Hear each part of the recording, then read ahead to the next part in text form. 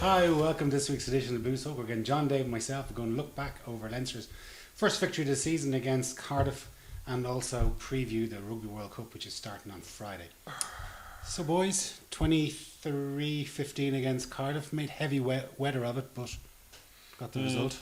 I just felt we were going to be, after that first half and we were 10-9, I just felt we were going to be a little bit naive and, that we'd blow it somewhere along the line in the second half. But because we had so much possession, territory, everything. We had it all. They were barely playing in the first half and they managed to come in a point behind.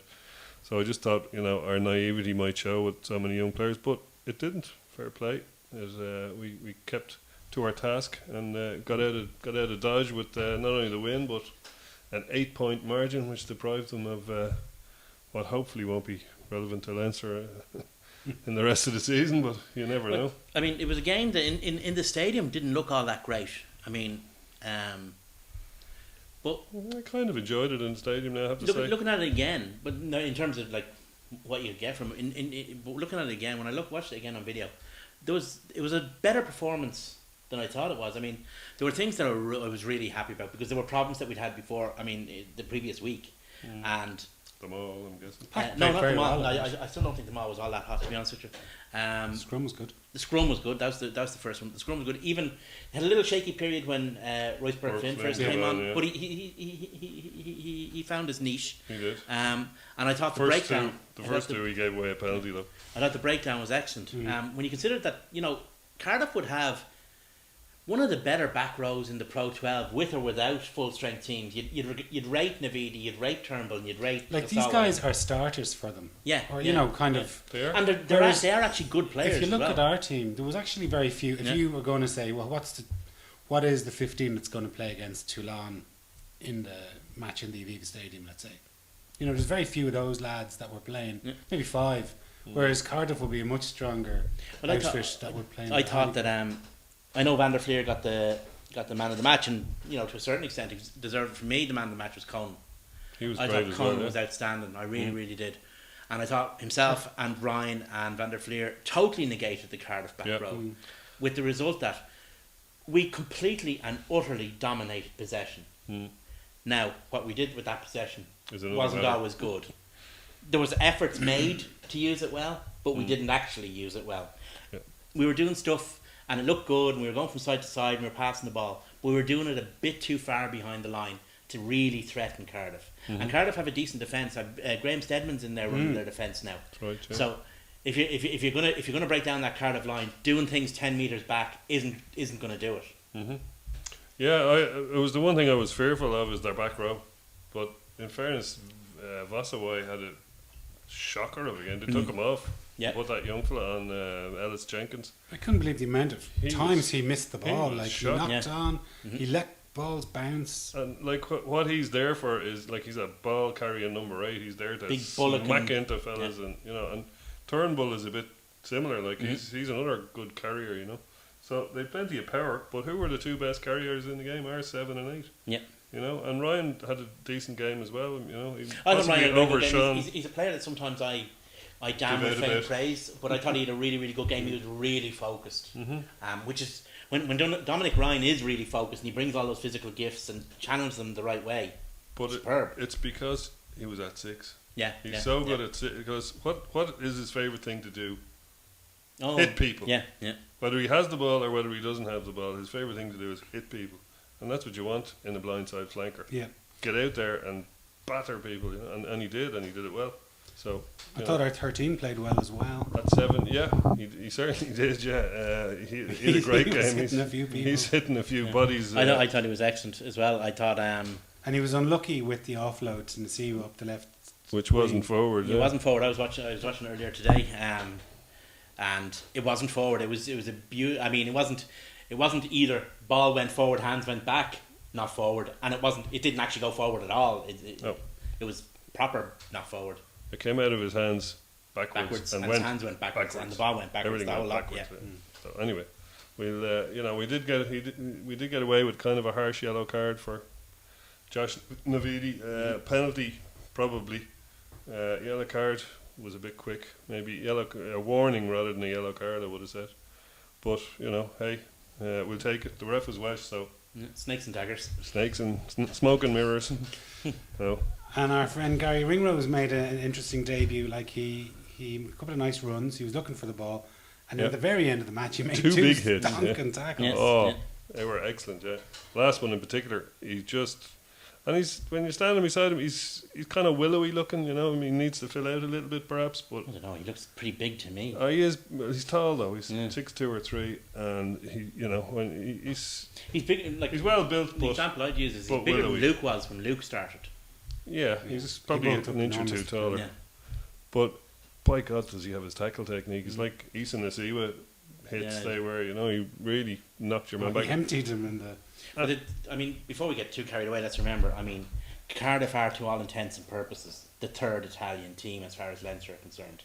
We haven't lost them since 2003. We've lost once to them, home In or history. away, in 17 matches. Since the So '96, yeah. we have to. I mean, it's great that we've got something to be positive about, but we also have to leaven that positivity, the bread of positivity, with the yeast of reality. Oh, very good. You know, we do have to remember that Cardiff, when as far as Leinster and Dublin are concerned, are utter shite.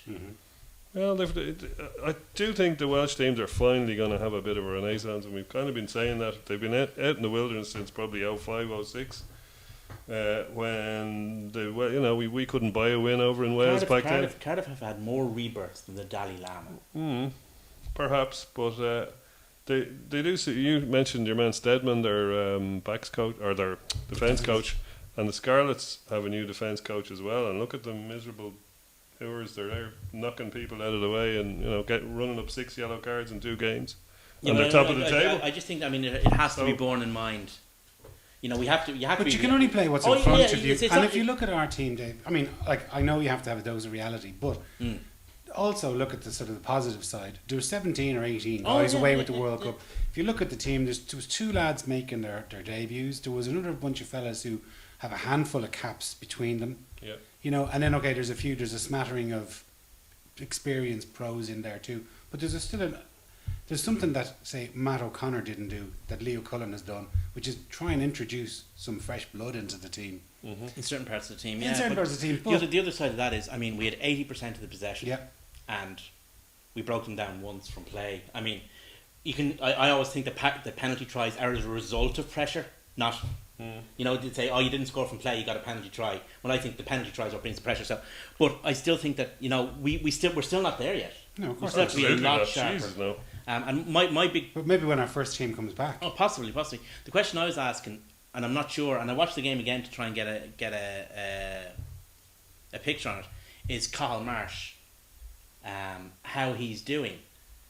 I think he's functioning really well, but is he imposing himself on games? Is it too early for him to I was impose about to himself say it's on a bit of games? a big ask. I mean, he shared the game time with Ross Byrne, I think, in the previous week, and this week he played the full 80. But if you look at what he's surrounded by as well, when Dominic Ryan went off, you had the whole back row was very young, early 20s, and very inexperienced. You've got Luke McGrath inside him, who's kind of still fairly. He's had a fair bit of game time at this stage, but he's still fairly young. Outside him, Noel Reid, similar category. Yeah. He's got an Ireland cap, but he's not hugely experienced. Not a guy you'd be going, oh yeah, he's in there for his leadership and experience. And even in the back, you had both wings were very young guys as well, Callagher and Ringrose towards the end of the game. So the team that finished the game was very, very young, and it had to close out. You had Brian Byrne in the front row, Burke Flynn, who's not a young guy, but not an experienced at that level. I think that was his Leinster debut. So was it? Or was He it came week on the before? previous week. Week Like, before there was was his Leinster debut. Just when they were walking in at the end of the match, they just look so young. You know what I mean? Like, these guys are barely in their 20s. Perspective, though. It is. But even the policemen are looking It's old like to the me. guards. That's what I was going to say. It's like the guards. I mean, what I'm saying is, it was a good win. It was a necessary win, and it was a win that a lot of players would benefit from. But let's not get too carried away by it. No, absolutely not. No, you can't. But it's a lot done, more to do. Is how you define that. And the original question was Marsh. But there's been some debate as to is Marsh or Ross Byrne going to turn out the better out half. And I suppose in one way, that's a nice situation to be in. You know, Ross Byrne is that little bit younger. He's still in the academy. Both look quite decent. I tell you as well, Patchell looks to be that he's the makings Prince Harry has the makings of a very good player.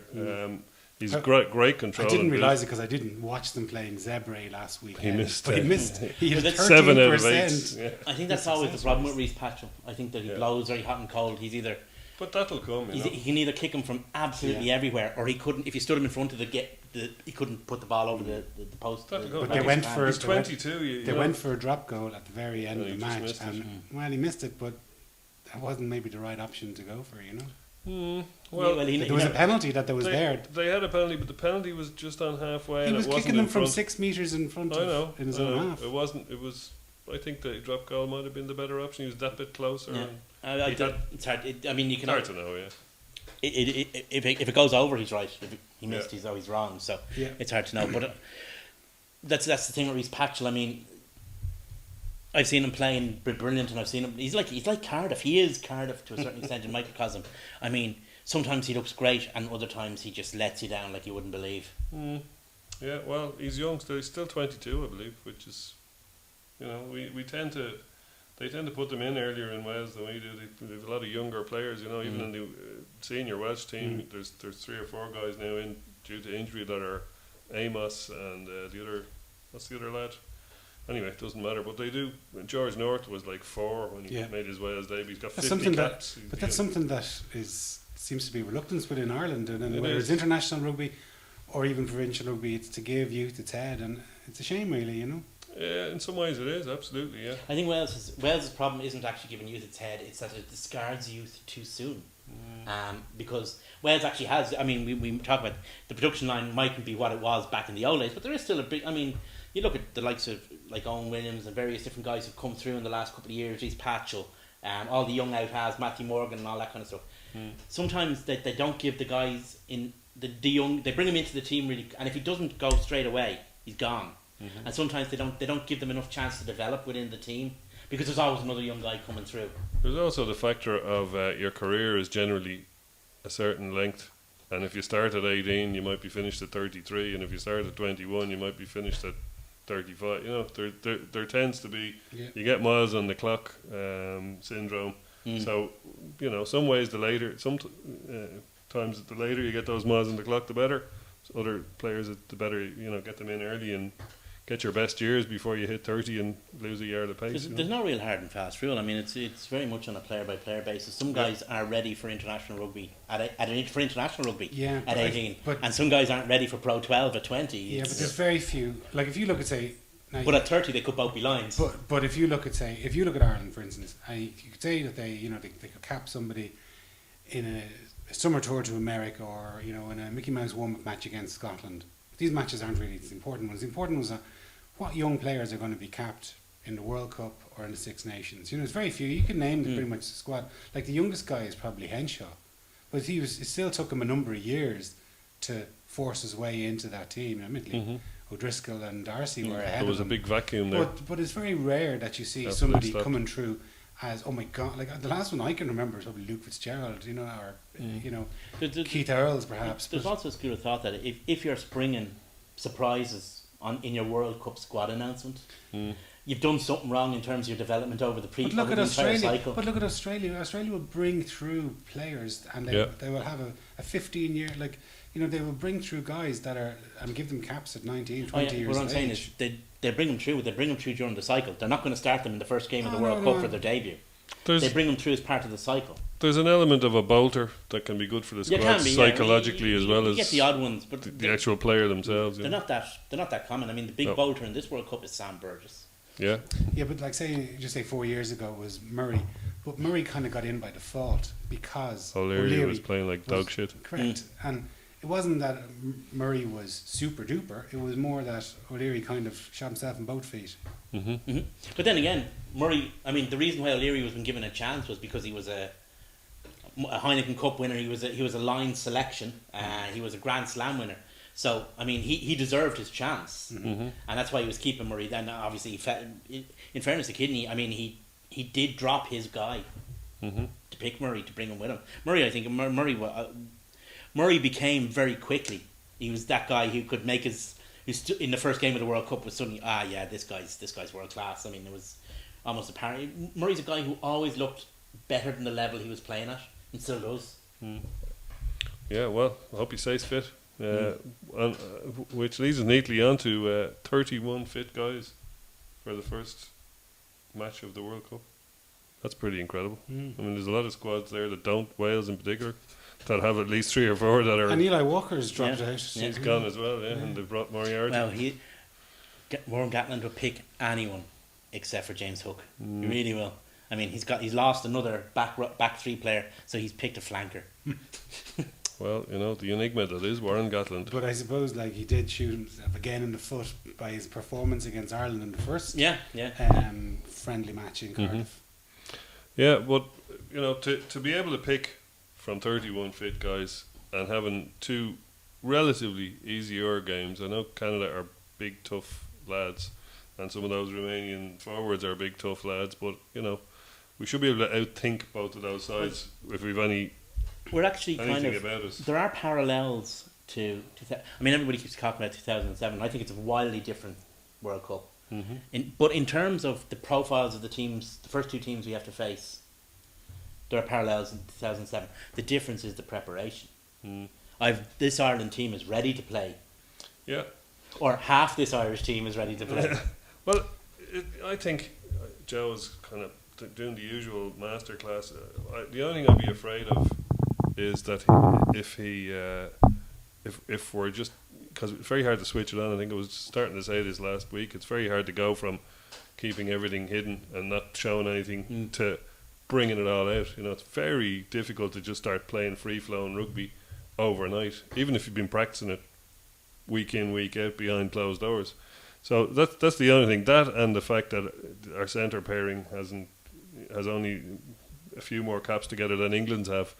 So they're the things that worry me. But other than that, Joe Schmidt has the brain on him to be able to outthink most teams. I heard a good interview with Dennis and Hickey set them up right during the week, and he said he was trying to draw on, similar to what you were saying, Dave. He was drawing parallels between this World Cup and the way sort of it worked out, having 2 easier matches and then 2 harder matches at the end. And he was saying that they picked a strong team in the first game. They played so poorly they had to pick them that they had to pick them again. As a result, the second 15 just lost interest and lost heart, knowing that they wouldn't be in the frame for games 3 and 4. The second 15 lost heart when they were on a tour to Argentina on their own. Yeah, that didn't help as well. I think they knew what the heart was. I think it's a different situation because, unlike 2007, the Irish teams had plenty of warm-up games at the right level. 2007 they hadn't. They'd only had those 2 games and then the game against Bayern. So they needed the first 2 matches as warm-up matches. There's only one more game they've had. They're better. It's better opposition. Yeah, but Bayern doesn't really count. I mean, that was just all risk and no reward. The reward, and that was just a game that was picked. That was a pick-up match, basically. Yeah. I mean, they played the 2 weakest teams in the Six Nations in the lead up to it. Yeah. We played England and Wales twice, and Scotland. It was Wales's thirds. Yeah, the first game it was. Wales was first. The second game where they beat us. I agree, but it was Wales thirds in the first match. And both of those but teams. It's still a match. It's still a match to get. You want to ramp up. You don't want to. You don't want to peak too soon. You want to ramp up, and I think that the for both ourselves and Wales, we got what we wanted out of those games. Well, maybe not in terms of injury wise for the Welsh, but in terms of the performance profile. You said it last week, Dave, about how precise sports science is now, and that you can tell the difference between England, who need to peak for Friday, and us, who need to peak for Saturday 4 weeks away or whatever it is. You can actually do that now with the way plus the way the draw is going for us. We don't have a real like if Italy were first up, for example, we couldn't go in half cooked and try and use Italy as a warm up game. Whereas when it's the third game, we can do that. We can peak coming into the Italy game and be ready and fresh for theoretically. So are we going to see the playbook opening a little bit, or not? I would think so. I would say so. Yeah, I would think there will be some seriously special plays held in reserve for just the right moment in the France game, and it'll be left up to Murray and Sexton to pick when that moment is. But the plays will be there, and everybody, they'll go whatever the call is, and everybody will, faultlessly be in position. You want to put some serious daylight between yourselves and the minnows, because you never know when you need those points or what you'll need them for. So, it's very important to do so. So, I think that, it's all right keeping things under cover for the World Cup, right? This is now the World Cup, of course. So you take the covers off. You don't have to rip them all off at once, but you start to draw them back. Yeah. And I think that's what will happen. I think that we'll see very similar to what we saw in the Amlin Cup campaign in a couple of years ago. I think we'll see a few things coming out from under covers against when needed. I think we'll see half the team in one match, or half what we considered the first team in one match. The other half of what we'd consider the first team in the next match. The best 15 from both teams will play against Italy. We'll see. I think it'll be like that because that's what he's done before. I don't think he'll be that scientific, or not scientific. I don't think he'll be that strict about splitting halves. Oh no, I'm not saying he's going to go you, A B, all the A's over here, all the B's. I don't think he's going to do it that way. No. But I think he'll blend them the way that that's what he'll do. Yeah. But he knows when to give. He's got such a dossier on each player that he knows where they're going to peak and what psychologically what game they need to play in to get their mojo going for the big serious games. He's a real talent for knowing. I keep going back to this Luke McGrath picked against the Ospreys in that season 2013, where it was a bit of a risk because we needed to win that game, I think, but at the same time it was he was surrounded by an experienced core, and he had a great game, but Joe Schmidt just knew when to do stuff like that, so he knows when to put a player in who needs maybe just getting up to speed a bit. Like maybe with all the wingers he has, he might let's say he picks Luke Fitzgerald to start in this game because he feels if I get Luke doing the right thing at the right time, get him a bit of confidence and momentum, or it might be Keith Earls who's in a similar position, get him a bit of confidence and momentum. I'll blend that in with the rest of the A team or the rest of my starting team against France. The other thing he has to work out is, whilst everybody may nominally be fit, or at least that they may claim that everyone is nominally fit, there's guys who haven't played a match in a while or haven't shown any form in matches that they have played. So it'll be very important that Cian Healy gets a run out, for example. He's really the only one that hasn't played at all. Against Canada, he might want to try. He might, if things go well. You might want to try Tadhg Furlong on the loose head side. Because Canada will be big and they'll be strong. It'll give them a go kind of thing. You might want to give Tommy Bowe a chance to show that he's shaking off whatever. Rob Kearney needs a match. Yeah. So there's someone like Toner. Toner's going to be up, say, if he's picked and you presume Cudmore's going to play, that's going to be a hell of a battle for Toner, who hasn't been in the best of form, with Henderson snapping at his heels. Yeah. But the thing about it is he's snapping at his heels and simultaneously snapping at Peter O'Mahony's heels. I think that's the one thing that's never been mentioned is that Toner might nominally Henderson as a lock might be putting Toner under pressure, but he's putting Peter O'Mahony under pressure as well, and people are forgetting that. Yeah, I don't think people are, but the difference that having an athletic second row makes is enormous because it's giving you 4 back rows essentially. Yeah. You play him in the back row; he's just another athletic guy. We saw it in the Avia. What's the most important set piece? The line out. You don't win your line out and win it well. You can do nothing in a match. Really, you can do nothing adventurous anyway. Well, there's a school of thought that would say there is a time, and maybe in I'm not sure which match at this stage, but there is a time to put him in it at 6 because it gives you 3 players who obviously line out options for a start, but they're also big for mauls and for ball carrying and for just pure oomph. Like Ian Henderson has a lot more oomph than Peter O'Mahony. Well, you might see that in a French game. Maybe the French are meant to be enormous. Maybe not pound for pound, but he's got a lot more. The French are apparently fit. Plus, that's the rumour. What this also does for you, if you put Henderson in at 6, it also gives you the person who probably lose out is Jordy Murphy. Because it gives you Peter O'Mahony ready to rip up, angry face, and also Donnacha Ryan.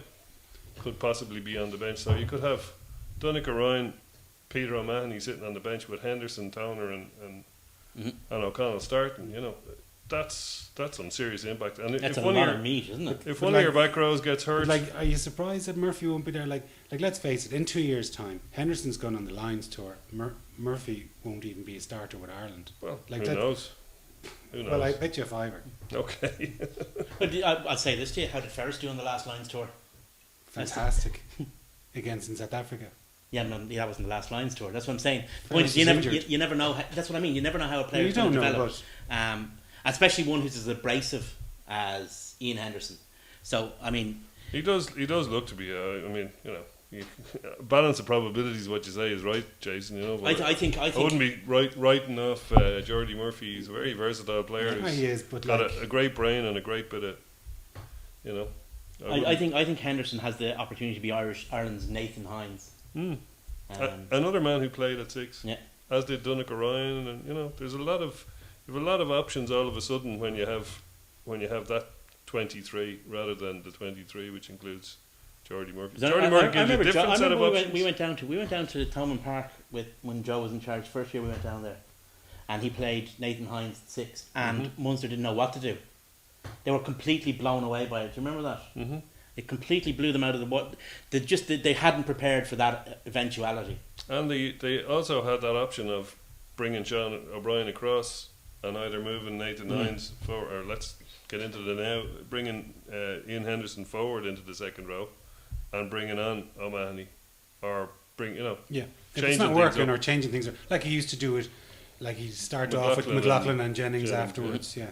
So it does give you a lot of options, and that's a great thing about Henderson, is that he can do both.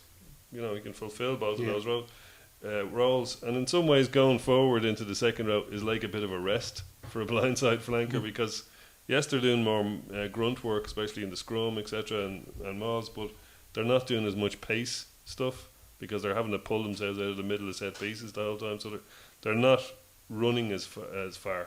You know, It gives them a chance to be more explosive as well. yeah.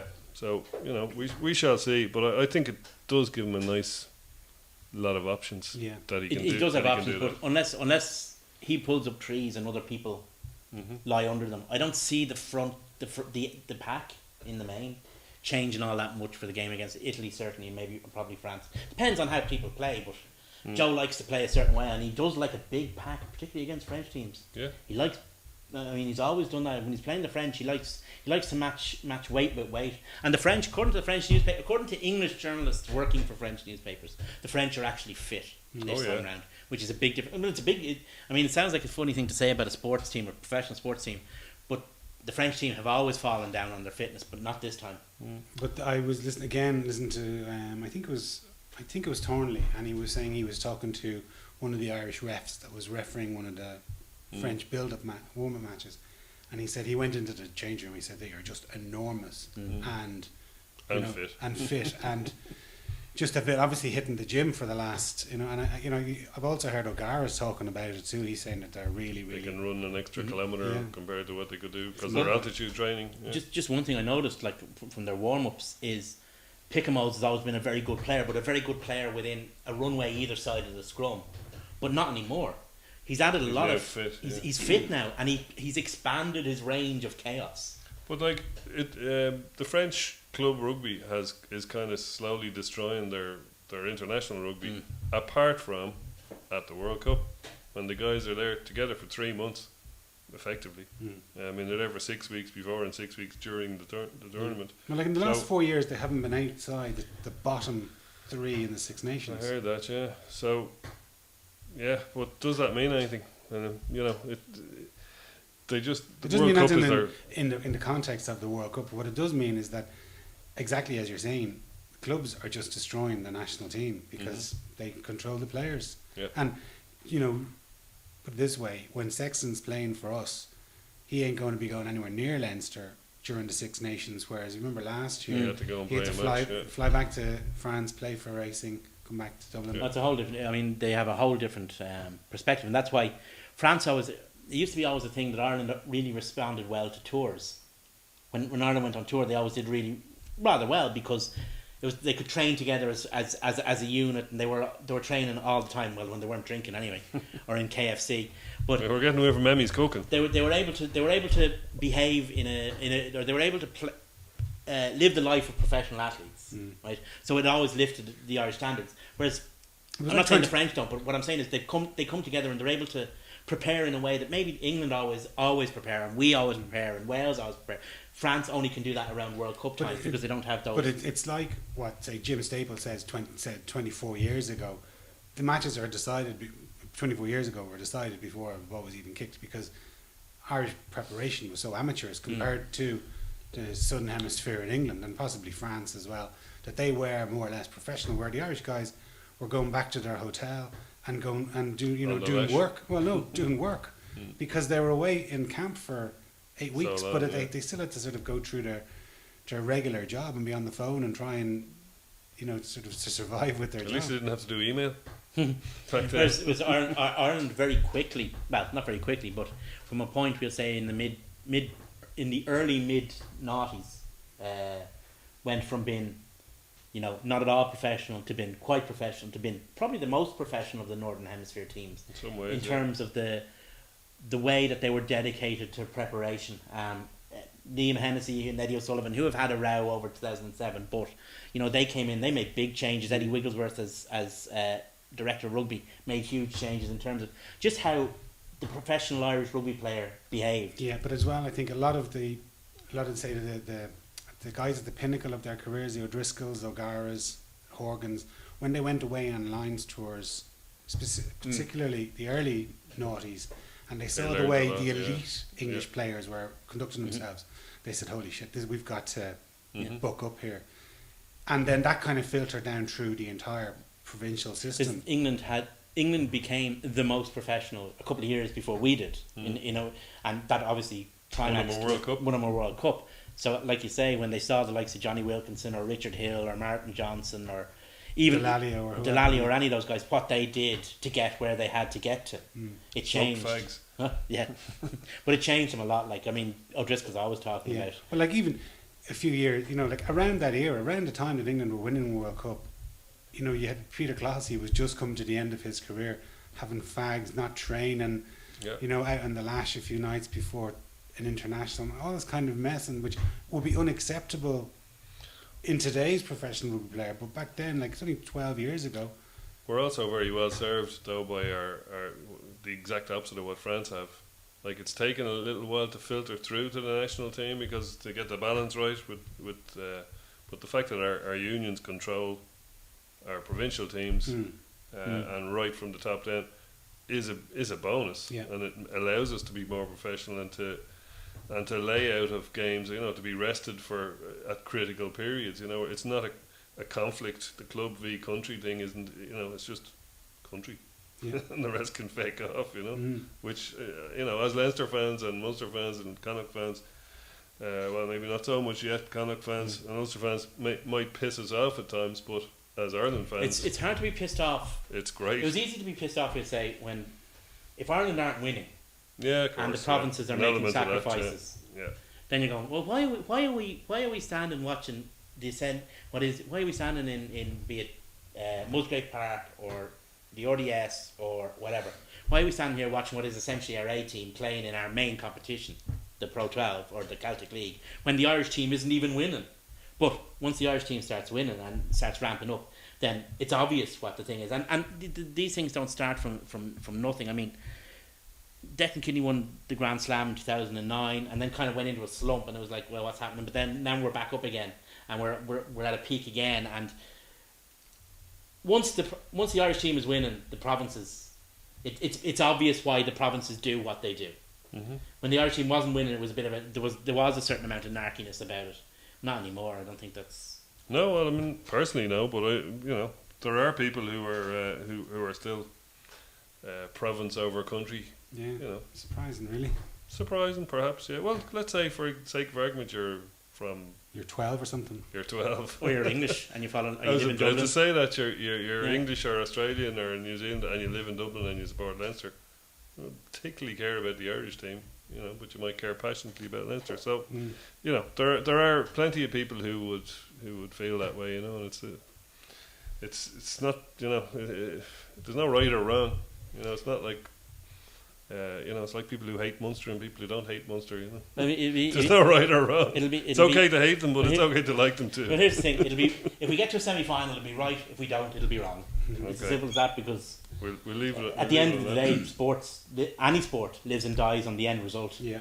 Well, one thing that we are lucky about, you mentioned rest, we have pretty much, you know, 7-day interval. We have 8 days between the first match, second match, Yeah. and 7 days from then on in. Yeah. Whereas I just was looking through, and I'm sure there's more, but certainly Scotland have a 4-day interval between their first match. I think it's against Japan and then America. I know they're not particularly strong. Even matches, Australia but you've got. have got a bit Well, of a Australia short have a one. tough one. They've got Fiji on Wednesday and then Uruguay the following Saturday or Sunday. New Zealand, again, two kind of mismatches as well. Like they've Argentina and then Namibia. But Is Uruguay that tough a game though? No, well, no. No, you can play their seconds against Uruguay. Yeah. It's I mean, if you Uruguay have one player and he's not at the World Cup. But Fiji have the toughest of all. Fiji actually finish a week before everyone else. Do they? They're condensed. They start the first game, but they're condensed, and So they're once again, you're going to get poor, some South Sea Islander tweeting Colin that it's bullshit. yeah. Well, poor old Fiji are up against it because they've got, you know, obviously they've got to play Wales, Australia, and England, and they don't finish off with Uruguay. Maybe they do finish off with Uruguay, but it's a week before the England game. Or it's 6 days before England and Uruguay, which is the last game. So, you know, that game is probably, or that group is probably the most intriguing, I suppose. It's certainly, I mean, It's a pity there's not more groups that, because pretty much all the others you could say, oh, I can pick the Well, second or first. Like it's a toss of a coin. Just say in Ireland's group, you know, it's pretty much a toss of a coin between whether it's us or France. You know, unless there's some fluke that Italy come through, but I can't see it. The really only happening. other one is Scotland and Samoa. Like South Africa will probably win the Yeah, group. but it's just a pity that. Scotland or Samoa could. There Scotland isn't- could go either way, yeah. But it's just a pity that there isn't more strong. Just, groups. I mean, the thing is, you have to remember, there aren't enough teams. Yeah.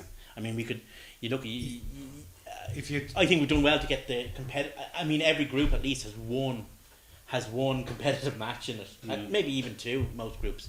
But, I mean, that's doing well. I mean, The English group has yeah. plenty of it, and yeah, you know, but it's How really did the that only end one. up Though. that way? But It it's was really just- the only one, isn't it? yeah, It's just that Wales finished outside Yeah. the top 8 in the IRB that's what did rankings, it. I think Wales are not coming out. I think England are going to come out second, especially with their injury list. and I think Australia dark horses for the title. Oh, they won the. They won Quad the tri- Nations. The Quad Nations, yeah. So, you know, everybody's saying New Zealand. I could see Australia coming out of it. I could see, you know, there's theoretically, even Wales have an outside chance, but certainly of the. I think If you look at the 8, if you say Wales won't come out of it, and you've got Scotland or Samoa, if you pick one of them, I mean, no, you know, there's 6 teams neither of that them have are going to win it there's either, 6 so teams that that's- have a genuine chance of winning the World Cup. A Yeah. genuine chance. And that's not bad actually, because I mean we haven't had that many in the running before. I mean, you've got Australia, New Zealand, South Africa, of course, and you've got Ireland, France, and England. And I think each of those teams, Essentially, we've joined the group of 5. yeah, Yeah. You know, yeah, that's pretty much it. We've joined the big boys, but I mean that's I mean each of those teams. If each of those teams won the World Cup, if any of those teams, right, if each of them won the World Cup, it would be a surprise. If any of those teams won the World Cup, it wouldn't be a surprise. they've all been in the final. They're Except the only us. teams, except us, but those 5 Yeah. are the only 5 that have been to a final. Mm-hmm.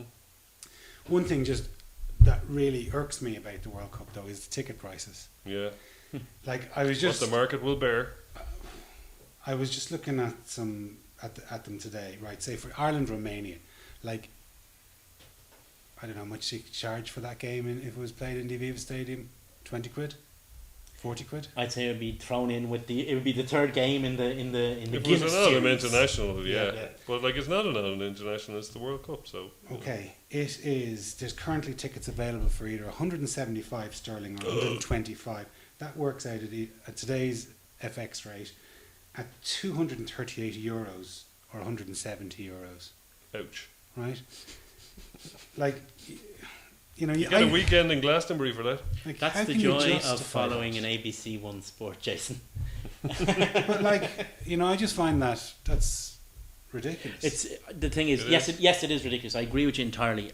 But it's what And the it's- market will bear. and They'll it's- bloody sell it out. Like it's the most expensive of all the tournaments that have been held in. If you in look Britain at- recently, but finals of big tournaments, there is always a premium on tickets. If we play New Zealand in Cardiff, I perfectly understand those prices. Mhm. If you're going to Croke Park on Sunday and you want to watch Dublin against Kerry, I don't think you pay that much money, but maybe you want to a tout. Certainly not face value, but these are face value tickets. Yeah. For Ireland, Romania, like there's some point that the IRB or World Rugby have said they've just lost touch with reality. Similarly, the gouging that's going on in Cardiff, I know there's a very few number of hotel beds in It's Cardiff, always a problem with Cardiff. but yeah. just for the weekend that we play France, again, I just went into Trivago and just put in that date to stay one night. Scientific research, folks. Yes, for a 4-star hotel, the rate is €1,466, or a 3-star you pay 924 for one night in Cardiff in a 3-star hotel.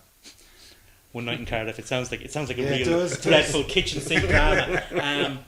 Well, that's I know. Like you were saying, I mean, Cardiff is a city that has aspirations on being a modern European capital city, but it is at this point strictly aspirational because they don't have the hotel beds for it. There's 4,500 beds in Cardiff. And there's 76,000 seats in the stadium. Sorry, 4,500 rooms. I apologise. 4,500 hotel rooms in Cardiff. So you could double that, say, yeah. in beds. You look at you talk about Plus it's rugby an area of about clubs and- 350,000 people. Similar area in Ireland is the southwest of Ireland. Now I know it's prime tourist land, but there's over 15,000 hotel rooms in that in the southwest, in what the Board Fáilte, tourism board, whatever, calls the southwest. It's about the same population, but it's over 3 times the number of beds. Dublin has over 20,000 beds, so that'll tell you. If you look though at the availability of the tickets, and they're pretty much all out there at this stage, the only ones with large availability are, I think there's Australia, Uruguay, and the Millennium Stadium. Currently, for There's- Ireland, right? Currently, you can buy tickets for 2 of the matches. Mm-hmm. That's Romania and Canada. Mm-hmm. A couple of days ago, you could buy them for the Italian match. But the Italian match, interesting, is played in the Olympic Stadium. It holds 50,000, which is the Is that 70 something? no, it's Oh, 50,000. Well, whatever the new configuration All is, right, 50,000. yeah, that's a fair point. Yeah. It's 50,000 in the Olympic Stadium, and they play, say, the second most popular Irish match. Mm-hmm. Whereas we play in Wembley, which seats 90-odd thousand, against Romania, which would be the least most popular. Yeah, that's insane playing that in Wembley. You think they swap those around, but it kind of creates demand or artificial demand by limiting the number of seats. So I certainly think the Italian game was one that a lot of people wanted to see Yeah, of course. solely for the venue. Yeah. Well, not solely for the venue. Well, but it's in London. the you know. venue itself But- was a but huge there's a draw. lot of things. It's in because London, It's so the you Olympic can- Stadium. And you can combine a weekend in London, where it's cheap to get to, relatively cheaper to get to, easier, more hotel beds, so on. They're expensive ones though. I know they're expensive, but you could still. We did have a choice. myself and the wife were going over to the Italy game. We're staying in Stratford. We got a pretty decent price on the hotel because London is so big. I mean, you can have a World Cup final in the southwest, and in the northeast, nobody knows what's going on, kind of Yeah. thing, I mean, of the city. If you go into Absolutely. central London, no one will really know that match was on. Yeah, But I think They're they more do interested in the Premier League games. They do have a big fan event in, is it Trafalgar Square, or they have a few kind of fan zones around the city of London, so there'll be a lot but going on. there are alternatives to. You will know. If you're prepared to step outside the norm, there are alternatives. Some of the rugby clubs in Wales, for example, just to take the example of Cardiff, are doing pretty good value on camping spots in their car parks and on their pitches, and you get to use their change rooms, showers, probably their bars. They'll keep the bar open as well, which is actually kind of a good thing. It's part of the whole worldwide rugby community. So if you're you'd be grand. if you're into that kind of thing, there is value to be had. And probably have a demographic, like Yeah, probably yeah. a younger man might do it, whereas a family mightn't. The electric picnic demographic, whoever they are. But I just think it was an opportunity missed. Like, you have this. If you go and you buy a Sunday paper in Ireland, and it's at the Heineken Cup weekend, there's 12 pages of sports. There's probably 4 of them are dedicated to rugby. A similar weekend, and you're coming home from England after being at a Heineken Cup match. There's probably half a page dedicated to rugby. The rest of it is football. So it's an opportunity totally missed by the World Rugby to make rugby more accessible to people who traditionally wouldn't go and watch it, or who have preconceived ideas about it, and those preconceived ideas are only being reiterated because the price of the tickets is absolutely outlandish. I think the World Rugby has a kind of a slightly different take in that it's of the opinion that the established unions are well able to afford to promote the game themselves. But what it uses World Cups for is to generate revenue to promote the game in areas where it's not established, and in poorer parts like Central Africa, in Asia, in Eastern Europe. Eastern Europe has huge potential for rugby. I mean, we see Romania have been coming out of Romania, but just in terms of, Romania played in the 1987 World Cup, right? And a lot of countries around them play rugby. I mean, Croatia plays rugby, Yugoslavia plays rugby, Hungary, Bulgaria. But there's been no development in the game in the 20 years or 30 years since the wall came down. Russia plays rugby. Russia's a big country for rugby now. But again, the game has to be developed in those areas, and that takes money. Well, since the breakup of the former Yugoslavia, the Croats are actually the tallest race in the world. So if you combine them with the Georgians, you'd have front rows Squats. and second rows. Very good. You'd have some serious stuff Just a going few on. Kenyans, The misfortune or is Jamaicans. the misfortune is that Croatia use those tall people. They have an alternative professional sports path in basketball. Yeah. They're pretty good at that. They're pretty good at it. Like, But I just want to finish on one final point about No. the ticket prices. I went to the Ireland-Argentina match in Paris in 07, and I just checked the ticket at home. It was €65 for that game, for a similar match, whereas now was the they're ticket in charging- black and white? Yeah, but the thing about it is, it's the RFU, I think, that are setting the ticket prices. Like, the RFU have to guarantee World Rugby a certain fee from the ticket sales. After that, it's up to them what they sell them for. Well, before, after, and during that, it's up to them what they sell them for. And it's them who determine what the market's going to bear. And Well, they did release a shed load more tickets just a couple of weeks ago. They expanded their venues. A lot of their venues got more seats became available just by a bit of reconfiguration, because they didn't think they were going to be able to sell so many, and the demand was actually exceeded what they expected. So it's money in the bank for World Rugby, but it's all the RFU are going to make a fortune out of it as well, because they're going to get on top of what they have to give World Rugby. They're going to make a few quid. Their method of not so much trickling, but drip feeding, not drip feeding, but releasing them in tranches is also has had a one positive in that it. For example, we take the Ireland-Italy game. That game was the first game to ostensibly sell out way back, when the tickets first went on sale. So was there a market for aftermarket ticket sales, shall we call it? But by releasing another tranche of tickets, it kills that market. So this is not necessarily to do with the ticket prices, but just how the tickets were sold. By releasing them in tranches, you kill touts. But it'd be interesting to see the vast swathes of red seats when Ireland play Romania, because it won't be. Oh yeah, there's no way. Like if you remember, a couple of years ago, we went to watch Saracens playing in Wembley, Right, and it was the largest crowd that Saracens had at the time. I think it was 35. But they had Tiny Tempe in it. They did, didn't they?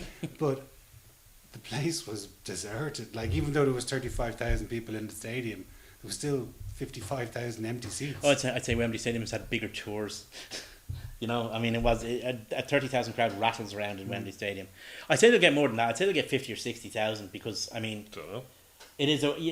You've got to remember that a lot of Irish people go over for the game. Or I'm not going to that game, but a lot of Irish people go over for the game. You have a lot of Irish people over in. Yeah, I've got a good few friends that live over there, and they ain't going to that match. And they're not. Exactly. No, That's the they're last going one to you'd go to. Italy. They're going to France. Like, You'd go to they Canada have a before certain you- and Canada, and they have a certain amount of money to spend, and they're not going.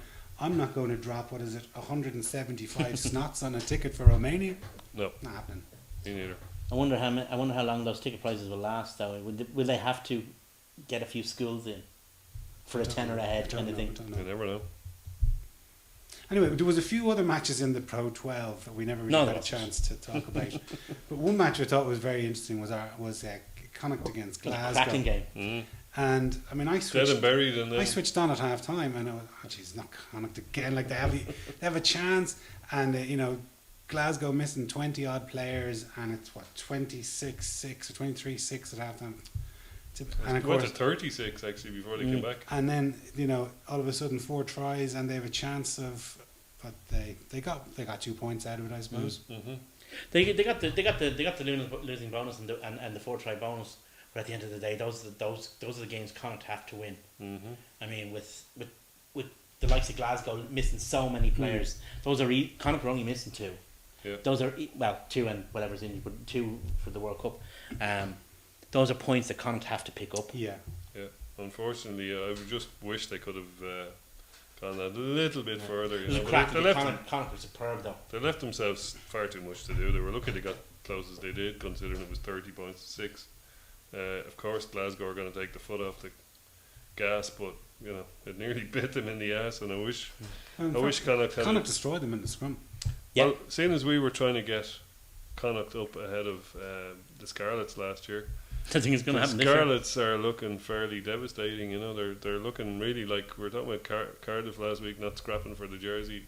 Scarlets look like they're willing to take yellow cards and any kind of abuse you like for the jersey. So it's good for the league, you got to say. And you know, while I don't particularly want to see Scarlets winning the league, I would like to see them giving us, and Cardiff too, which giving us all a good lash. Both of them have new defence coaches, both Cardiff and Scarlet. So down the road it'll make us all better, is all I can say. I still want to get Connacht in ahead of every Welsh team in the planet, but with the Ospreys down the other end of the table, who knows what way it's all going to pan out. Like they had, they snatched defeat from the jaws of victory. Yeah. With Good old your Munster. friend CJ getting over for a last minute try again. Did what I always says he does. 5 minutes out, he's lethal. 5 meters out, he's lethal. Well, you say you only have to be strong for that little bit, The other 95, you couldn't find him with GPS and it. But anyway, he did. That's Munster all over, though, isn't it? I mean, it's a cliche at this stage, but Munster played to the 80th minute. Yeah, You fair know, play to them. That's what they always do. I mean, and if you're leading Munster with 6 points, with 1 minute on the clock, the game is not over. It's as simple as that. Well, it's always been the way. It wasn't is this time anyway. But yeah, I was kind of thinking during the game. Well, it'd suit Leinster for the Ospreys to win this, but on the other hand, Welsh. It wasn't. I mean, it was a good game to watch. It wasn't a great game. The rugby wasn't fantastic or anything, but it was a good game to watch. yeah, it was. But it was exciting it at was the exciting, end, and then yeah. and then Keighley had to nail the kick to get the victory. Yeah. And Edinburgh just finished off them after they beat us last week, but they won again, admittedly against Treviso. But they're Wasn't all that clear They cut. nearly threw no, it they away. clearly Yeah. came back. They were 24-12 at half time and they won 27-24. They came back to tie the game. Yeah. And it was only a late penalty that won it for them. So yeah, there were 3 teams that have won. Who's the third one? 3 teams have won 2 games. There's a question for you now. Munster, Edinburgh, and Scarlets. Was Munster? Oh yeah, Munster got a. Yeah, there you go. Fairly easy question, It John. was an easy question. Ask me one on sports. Sorry, it slipped my mind. Forgotten they'd limped past Treviso the previous week at home. Well, anyway, thanks very much for watching, and thanks very much, lads. And if you're going over to Cardiff, have a very safe trip. Cheers.